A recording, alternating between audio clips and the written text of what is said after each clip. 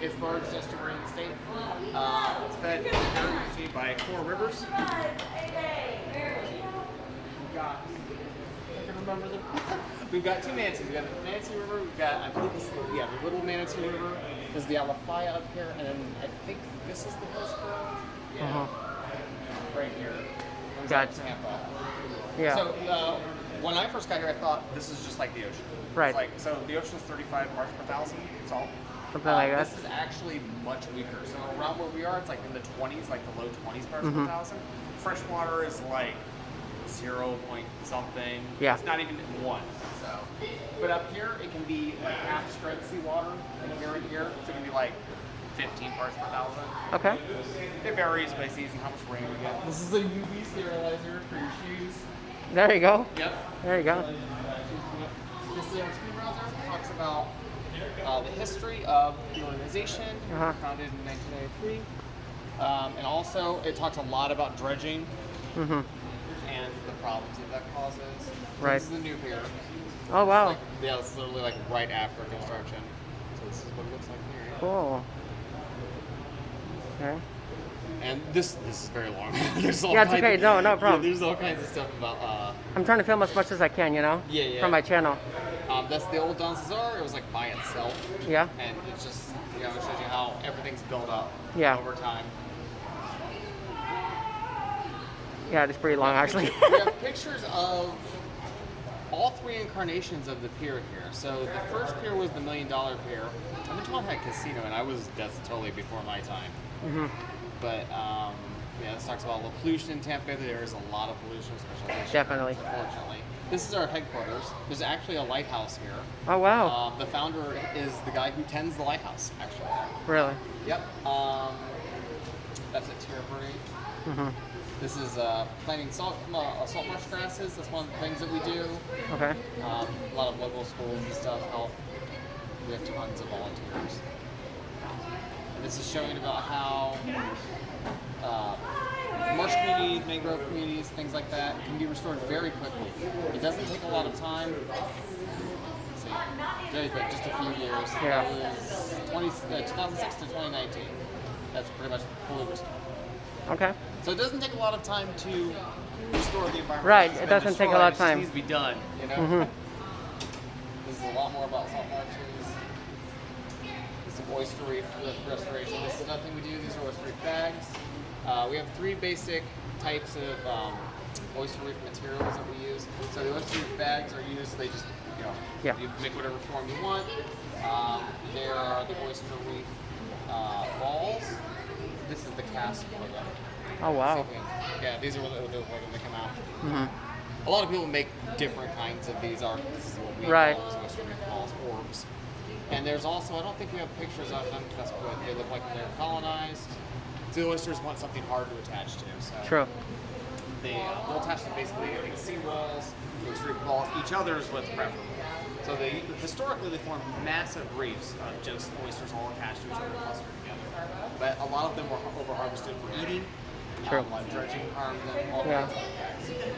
And also there's something called a vertical oyster garden, or vertical logs. It's like an island board, and we use oyster shells from like restaurants, and we drill holes in them, and just put them on the floor. People hang them from the docks and stuff, so that also grows oyster reefs. More stuff called pollution, fishing line, unfortunately. It's awful how people just like fish for things like that. Yeah, it is a significant source of pollution. Nets, fishing line, it's around the world. Yeah. It's not just here. It's And so on that side, you have different type of stuff too. What's that? And on this side, you have different fishes and stuff like that. Oh yeah. Yeah, why not take a look at it? Yeah. Let me see if I can hurry up and get to the. No, it's okay. No, they are. Okay. These are the ones I want to show you. So this is the first incarnation of the pier. That's the $1 Million Pier, and this is the one that just went away a few years ago. That was the inverted pyramid pier, and they had an aquarium in here too. Okay. Yep. That's what I was trying to get to. No, you're good. The sandbox has a projector. So when you pile it up, it turns into land. When you dig, it turns into water, and it's got like little animals on each and stuff. Yeah. This is the weight. This is how many Holy cow. Americans make in 1 second. 1,500. Right. It's crazy, huh? We have begun adding our own because people like to leave water bottles here. So we just, when someone leaves a water bottle, we just throw it in. Yeah. These are our new Diamondback terrapins. The little ones Ruby, the big one's Bertha. There you go. Adorable. And they're both female because one of the reasons the regulations say that you can't have a male and a female because they're not allowed to like breed them in captivity. Right. So they're both females. Yep. And these guys are, their numbers are decreasing, unfortunately, for, again, a lot of the same reasons. A lot of animals are pollution, habitat loss, all that kind of stuff. That's cool. And then This is a demonstration of, like I was telling you about the oysters. This is not living oysters, but this is basically the principle behind it. They can filter, they're filter feeders. Yeah. So like a lot of animals, even huge, so the ice they really are. So they can filter up to about 50 gallons of seawater a day. That's the big adults. And the cluster is just huge reefs. So they have a significant impact on clarifying the water.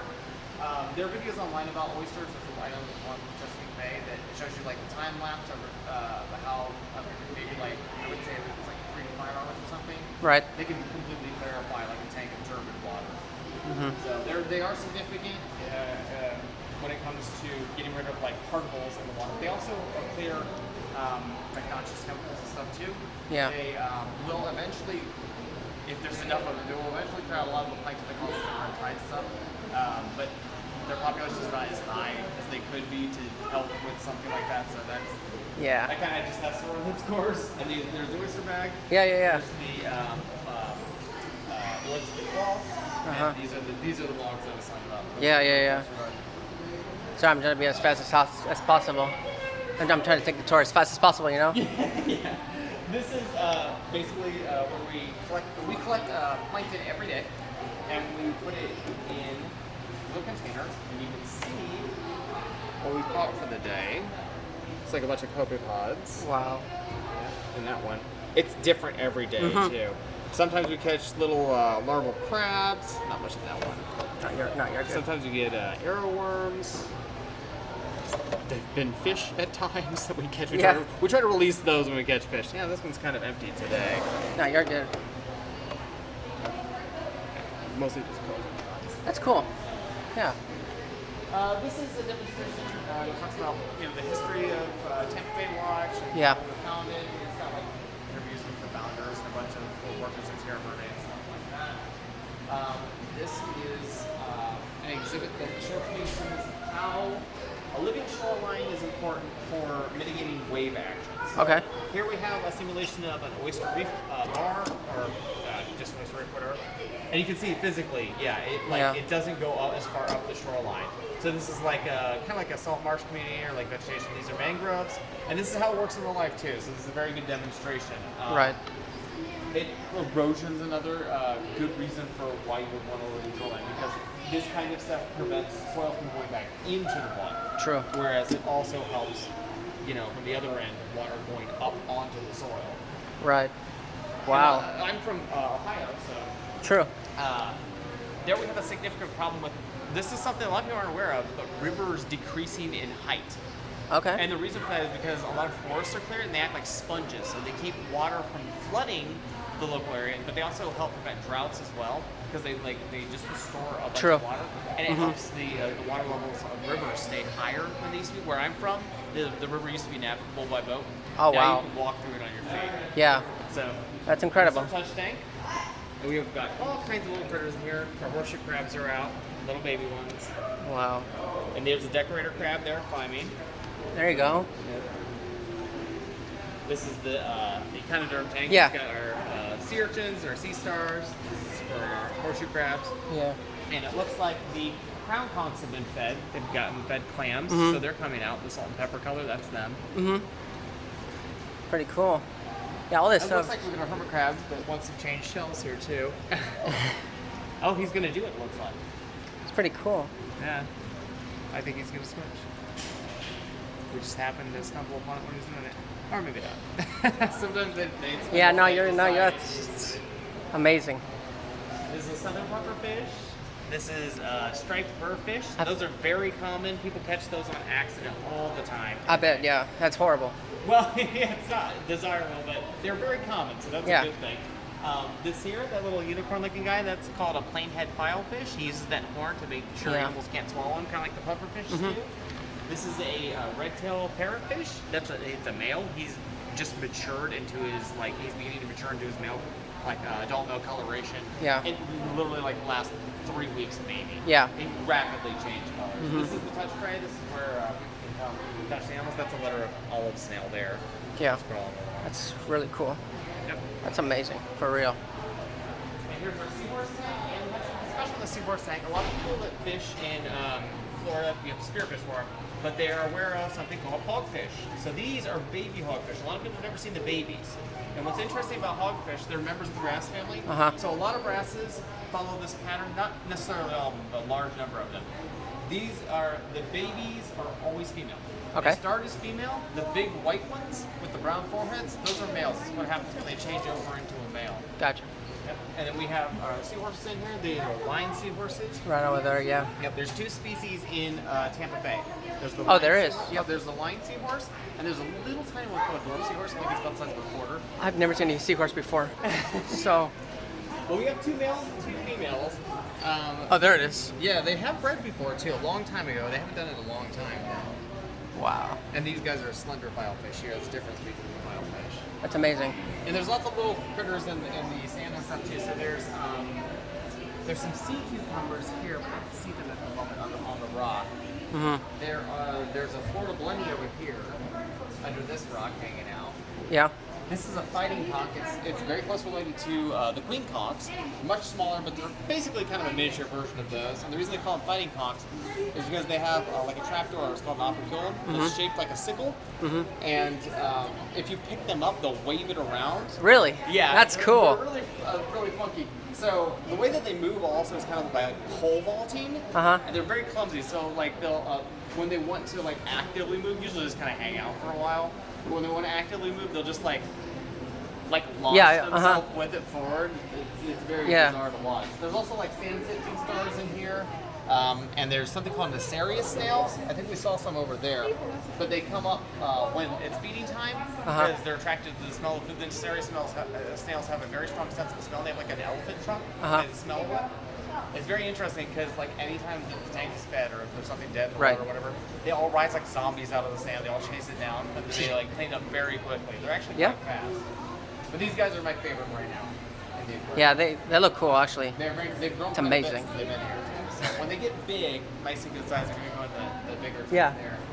And over here we have lionfish. We have lionfish to demonstrate how much of a nuisance they are. These are dangerous, aren't they? Yeah, they are dangerous, and they're also not just for humans, but for wildlife. Okay.